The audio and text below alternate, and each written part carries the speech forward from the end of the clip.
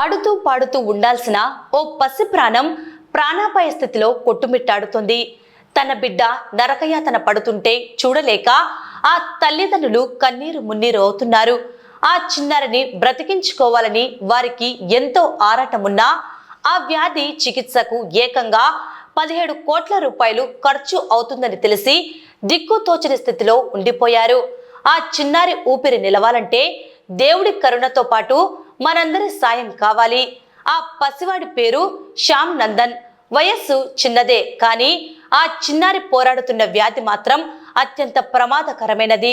అరుదైన SMA అనే ప్రాణాంతక వ్యాధి బారిన పడి ఈ బాలుడు అనుక్షణం మృత్యువుతో పోరాడుతున్నాడు.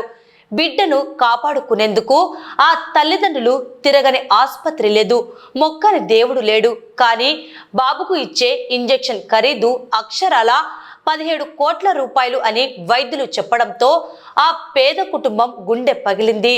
అంత కరెన్సీని కలలో కూడా చూడని ఆ తల్లిదండ్రులు తమ బిడ్డను కాపాడే దాతల కోసం కళ్ళు కాయలు కాచేలా ఎదురు చూస్తున్నారు.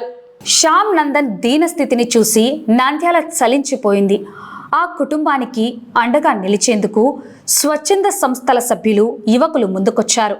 పవిత్రమైన గురు పౌర్ణమి పర్వదినాన్ని పురస్కరించుకొని నాగులకుంట రోడ్డులో వెలిసిన శ్రీ సాయిబాబా ఆలయం వద్ద చిన్నారి కోసం విరాళాలు చేపట్టారు. ఆలయానికి వచ్చిన భక్తులు, స్థానికులు తమ వంతుగా తోచిన సహాయం చేస్తూ మానవత్వాన్ని చాటుకున్నారు. 17 కోట్ల రూపాయలు అనేది ఒక మనిషికి చాలా పెద్ద మొత్తం కావచ్చు, కానీ 2 తెలుగు రాష్ట్రాల ప్రజలు తలో చెయ్యి వేస్తే, పిడికెడు సాయం చేస్తే ఆ చిన్నారికి నిండు నూరేళ్ల ఆయుష్ను పోయొచ్చు. ఈ వార్తను చూస్తున్న ప్రతి ఒక్కరూ స్పందించండి. మీ వంతుగా ఆ చిన్నారి ప్రాణాలు నిలపడానికి ఆర్థిక సాయం అందించండి. సాయం చేయాలనుకునే దాతలు స్క్రీన్పై కనిపిస్తున్న ఫోన్పే నంబర్ 9739940430 అనే నెంబర్కు నేరుగా విరాళాలు పంపవచ్చు. గుప్పెడు సాయం చేద్దాం, శ్యామ్ నందన్ను బతికించుకుందాం.